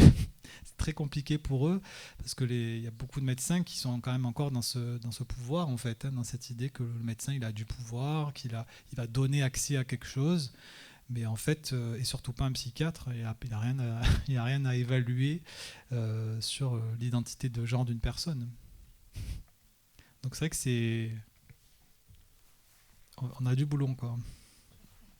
Alors chez l'enfant, je t'imagine pas. Chez l'adolescent, en tout cas, j'imagine pas. Ouais. Alors c'est pas pour défendre l'éducation nationale, mais j'ai un ami qui travaille dans un collège et ils en parlent, ils ont des formations. Super. Sur la question, à mon avis, des cours théoriques, mais gagneraient à aller là-bas, donneraient leurs cours. Oui, puis il y a même SOS homophobie qui intervient aussi dans énormément d'établissements scolaires pour faire de la prévention, enfin de la sensibilisation et tout ça. Donc heureusement, ça avance. Il y a quand même des choses qui se passent. D'autres questions du coup? Bonsoir, merci. Donc moi je suis Swan Bergès-Selam, je suis coach principalement sur les questions de genre justement. Donc j'accompagne aussi et je travaille très souvent en collaboration avec les psychiatres ou des psychologues parce que je ne me substitue pas aux psychologues ou aux psychiatres avec lesquels je travaille. J'accompagne des personnes en transition, je suis moi-même transgenre et du coup l'idée au fait de savoir ce que le genre... Et j'ai trouvé qu'il manquait juste une petite chose, c'était très bien, et qu'il manquait juste le fait de se dire, est-ce que ce genre finalement, il sert qui? J'ai souvent tendance à penser à qui profite le crime, donc à qui profite ce genre qui reste toujours très binaire. Dans ta présentation, on a vu beaucoup hommes, femmes et cette séparation au milieu. Et du coup, souvent les personnes trans aussi revendiquent le fait d'enlever cette mention de genre sur les documents d'identité, ce qui serait quand même déjà un pas plutôt sympa et qui coûterait pas grand-chose au fait. Donc c'est enlever ce genre de mes papiers. Et donc l'idée c'est voilà, pourquoi ce genre persiste et signe. Tu parlais de la mode, je te rejoins là-dessus, alors que finalement, qu'est-ce qu'un pantalon masculin, qu'est-ce qu'un pantalon féminin, qu'est-ce qu'un métier masculin, qu'est-ce qu'un métier féminin. Tu le disais tout à l'heure, en 2022, est-ce qu'il a encore lieu d'être cette signification du genre et cette profonde binarité que l'on a, ces jouets, le fameux jouet masculin et jouet dit féminin. Donc comment faire pour faire en sorte que cette société évolue en fait, par rapport à ça? Donc sans être complotiste du tout, mais je pense qu'en fait, il y a quand même un des nerfs de la guerre dans le monde, c'est l'argent. Et en fait, coller à des stéréotypes de genre et maintenir les stéréotypes de genre, ça maintient une forme de capitalisme, puisqu'en fait, les personnes qui vendent des objets savent très bien à quel point on vend plus d'objets quand on s'identifie à quelque chose. Donc ça, comme cette conception de soi, comme on a dit, qui peut être... Dans le bouddhisme, on va plus loin, on dit que c'est une identification incorrecte du je, du moi-je. C'est-à-dire, on s'identifie en permanence à des catégories, et c'est ça qui fait beaucoup vendre. Ce qui fait que c'est pour ça que, tout en respectant profondément la non-binarité, la genrité, la bigenrité, etc., c'est pour ça que j'ai voulu faire aussi cette conférence en disant attention, parce qu'en fait, en se reclassifiant dans des petites catégories de genre, on redevient quelque part, même si c'est bien, parce que ça permet d'avoir une pluralité et de casser l'histoire de la binarité, mine de rien, on pourrait revenir dans cette idée de se réidentifier à un concept et finalement d'être qu'une sorte de cible supplémentaire commerciale finalement pour pouvoir un petit peu manipuler les personnes. Et en sachant qu'une fois de plus aussi, quand on s'identifie à un concept ou quand on a un sentiment d'appartenance à un groupe, ce que ça peut créer, l'écueil que ça peut créer, c'est le rejet des autres. Et ça, on le voit beaucoup dans la communauté, même LGBT, où il y a des personnes gays qui sont transphobes. Et là, j'ai vu, même pendant un groupe, une personne trans qui était non-binaire phobe. Ah, les non-binaires, hein. En fait, voilà, parce qu'en fait, on vient créer des catégories finalement, en labellisant, en s'étiquetant comme ceci ou comme cela. On vient créer une catégorie qui peut créer, en fait, finalement, une fois de plus, de l'altérité. Et donc, l'altérité, des fois, provoque justement ce rejet, quoi. Donc je pense qu'il y a plusieurs... éveiller les consciences par rapport à ça.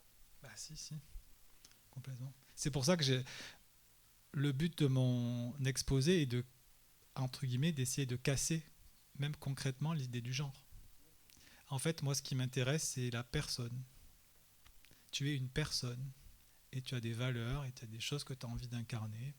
Et ton genre, c'est finalement comme la même chose que le choix vestimentaire ou le goût, entre guillemets. J'aime mettre ça, j'aime mettre ce genre de truc, mais finalement, ça ne te définit pas en tant que personne.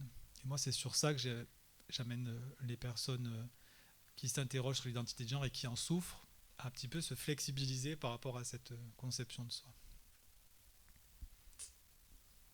Bonsoir, moi je m'appelle Jassim, je suis étudiant en cinéma. Je suis surtout président de l'Associat, une association d'événementiel à l'Université Paul Valéry, mais aussi vice-président en charge de la communication à l'Association des étudiants de Montpellier 3. Et je voulais vous poser une question, notamment en tant que nous, associatifs. Comment on peut être assez sensibilisé à ce sujet-là et comment on peut communiquer, nous, à travers nos réseaux, afin de sensibiliser les étudiants, parce qu'on a des gens qui nous suivent et on sait qu'on peut communiquer facilement aux étudiants.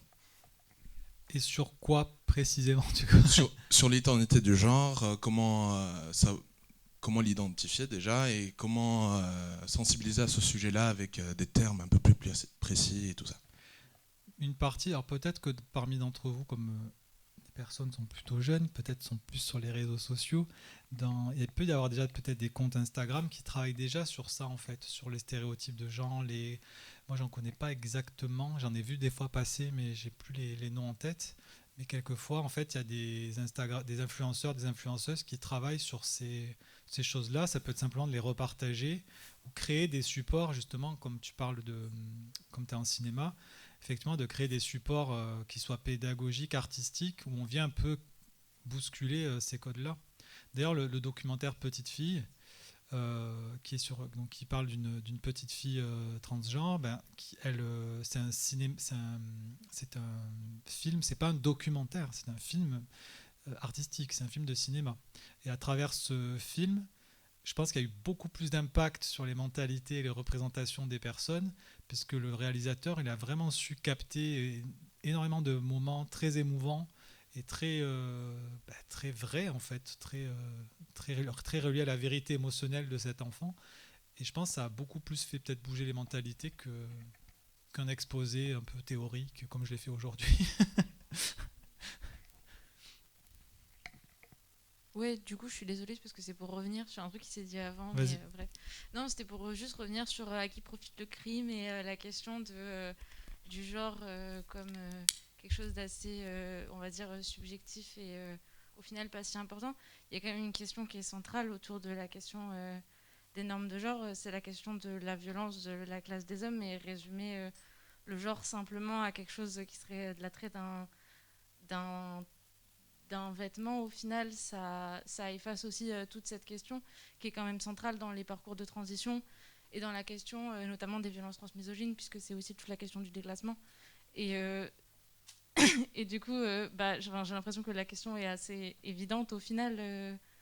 Comme réponse, je ne comprends pas trop cette vision qui serait un petit peu édulcorée du genre. Tu peux préciser du coup parce que je...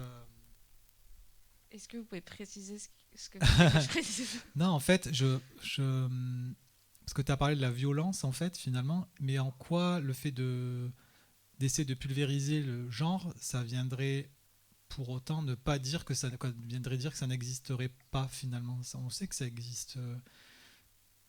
Non, je parlais du fait de résumer le genre à ça et de situer les normes de genre comme la première violence de ce qu'on appelle le genre ou le sexe, ou enfin vous avez compris ce que je voulais dire. Ouais. Dans le sens où sans la question de la transition, outre toute question de transition, qu'on mette du vernis ou pas, c'est pas tellement la question de la de l'image qu'on renvoie aux autres au niveau de cette question de la classe, justement, où de toute façon un homme qui mettra du vernis et une femme qui mettra du vernis sera de toute façon pas du tout perçu pareil, et la question, j'ai l'impression, se situe pas là. Ce à quoi ça me renvoyait, mais peut-être que je réponds pas à ta question, mais par contre, ce à quoi ça me renvoie, c'est que c'est pas en remettant par exemple en cause les identités de genre, homme-femme par exemple, ou en remettant en cause même, moi j'aime bien remettre en cause le terme transgenre ou transidentitaire, dans ce sens où quelque part, quand on parle derrière de transidentité, c'est une des seules identités de genre où en fait on sous-entend qu'on va parler des attributs biologiques de la personne. Quelqu'un qui est non-binaire, quelqu'un, etc., quelque part, il peut s'identifier à cette identité de genre sans qu'on ne suspecte aucunement quels sont ses organes biologiques. Il n'y a que quand on présente une transidentité, quelque part, que ça nous assigne, quelque part, à devoir un peu outer presque des choses qui sont hyper intimes. Donc moi, je remets beaucoup en cause le terme même trans, dans ce sens où, quelque part, si le genre, c'est un costume qu'on peut s'approprier, on n'a pas, presque la personne qui fait une transition n'a même pas à se justifier de faire une transition. Elle choisit son genre et point final. Et on n'a pas à lui poser de questions, on n'a pas à se justifier.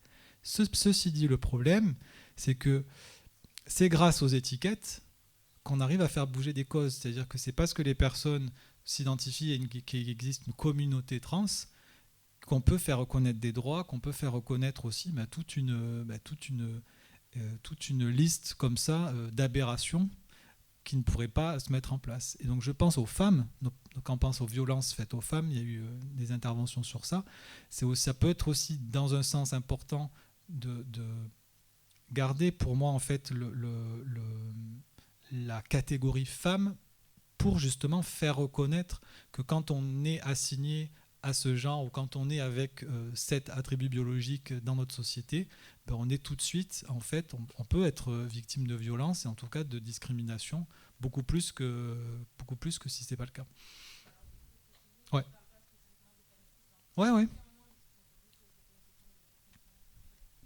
Non, mais juste que quelquefois les étiquettes peuvent avoir du bon dans ce sens que ça permet aux gens de se regrouper et puis de faire bouger les choses en fait. C'est en ça que je dis qu'elles peuvent avoir, ces étiquettes quelquefois ont eu des aspects positifs. Et moi, pour préciser ce que je disais, c'était surtout par rapport aux stéréotypes. On parle bien de... Alors aux États-Unis, il y a toute une avancée par rapport à ça, où on parle de plus en plus de gender is fake. Donc, après tout, quel est le genre? Et bien différencier le sexe et le genre. Et donc, par rapport à nous, ici en France, le fait de mentionner son genre, donc son sexe, en l'occurrence, sur ses papiers d'identité, ça sert à quoi, au fait? Ça me sert à quoi, moi, d'avoir une pièce d'identité avec un F dessus, où à chaque fois que je vais chercher un colis, il y a un bug.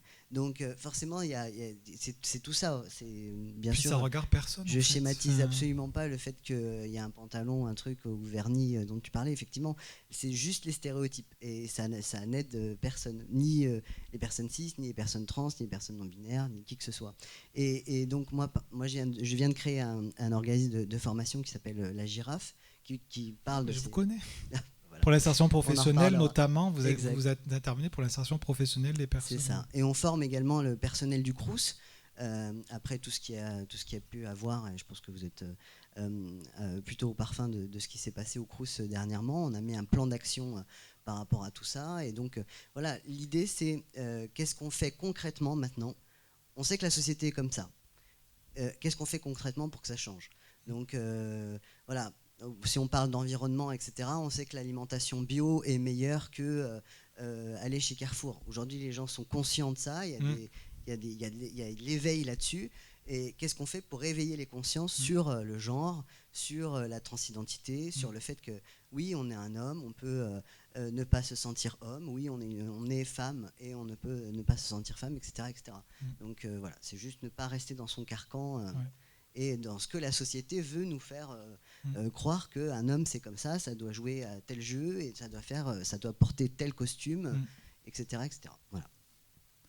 Et aussi, du coup, d'où l'importance pour moi qu'il y ait des formes d'interpénétration entre l'associatif, les professionnels de santé, etc.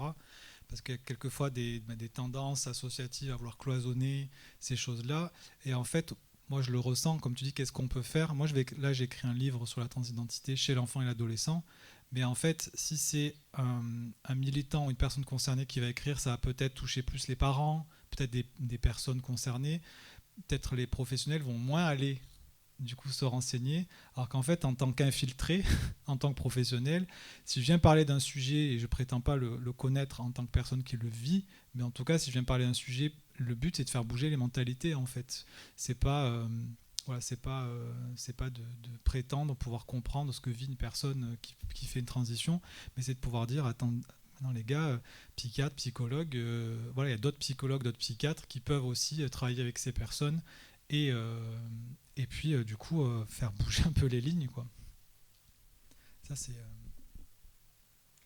du coup je sais pas si mon intervention va être très pertinente ou pas, mais vous avez parlé de ces cases, de ces étiquettes, et que vous basiez pas du tout sur ça et plutôt sur les valeurs de qu'est-ce qu'on a envie de devenir, tout ça.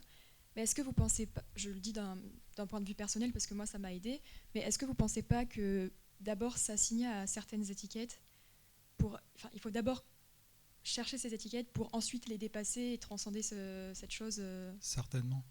Parce que l'être humain, la théorie des cadres relationnels, en tout cas, elle montre un petit peu ça. Elle montre qu'au début, la pensée, elle peut se structurer parce qu'en fait, on labellise les choses. Chaise, table, machin, en fait, on étiquette les choses autour de nous. Et puis petit à petit, ceux qui font de la psychologie vont connaître ça. Jean Piaget, il a bien décrit qu'après, on apprend à classer les choses. C'est ça qui fait qu'on arrive à vivre dans un monde cohérent et qu'on arrive même à échanger des informations de manière à peu près cohérente. Si on commence à réfléchir quand même au niveau de conceptualisation qu'on a nous, les Homo sapiens sapiens, qu'on peut échanger des concepts et des idées à travers le langage, c'est complètement fou quand on y pense. Et ça, ce n'est que grâce au fait qu'on pose des étiquettes sur les choses.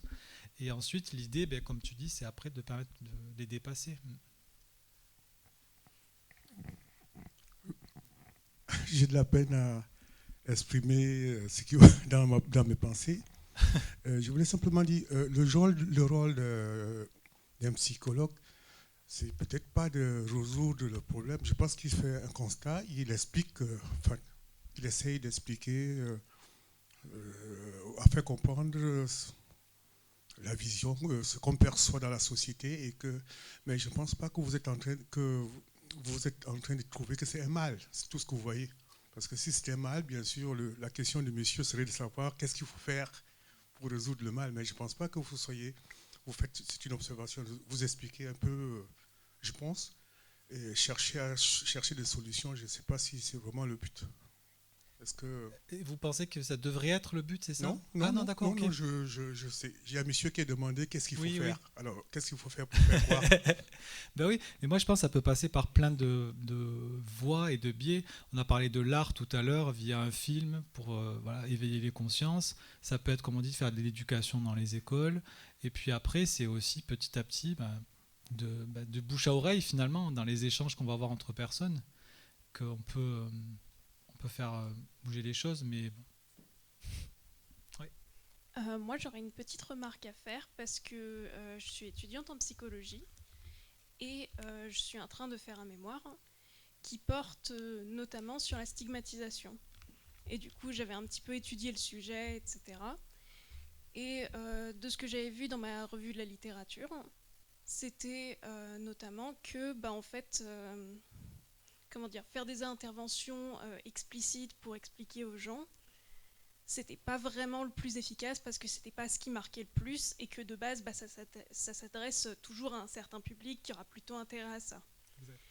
Et ce qui avait, le plus d'effet sur les représentations, bon, après moi, mon mémoire, c'est pas sur les genres, c'est sur la schizophrénie, donc je sais pas dans quelle mesure ça s'adapte, mais en tout cas, et c'était que ce qui était le plus efficace, c'était plutôt ce qui passait par les médias, en fait, ce qui était ce qui était vu par le plus grand nombre, mais qui n'était pas forcément, qui était plutôt dans les représentations positives, et aussi des fois de juste confronter à la réalité. Par exemple, dans le cadre de la schizophrénie, donc je ne sais pas comment là ça s'appliquerait, c'était juste des fois de faire rencontrer les patients pour montrer que les stéréotypes ne correspondent pas à la réalité.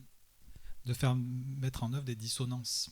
Exactement. Alors ça, par contre, ce qui est un documentaire qui est passionnant sur Netflix, c'est Disclosure, c'est Identité trans, il s'appelle en français, et qui montre en fait l'évolution des représentations des personnes transgenres dans le cinéma et dans les séries télé.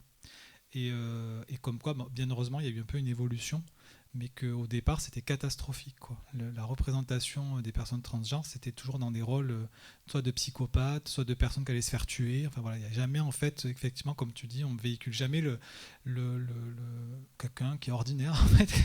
Mais ça va toujours être dans un truc complètement fou, pour arriver enfin, là, dans les années 2020, enfin, à avoir même des acteurs qui se disent transgenres, mais en tout cas qu'on a embauché sur des rôles masculins ou féminins sans du tout parler de leur transidentité, en fait.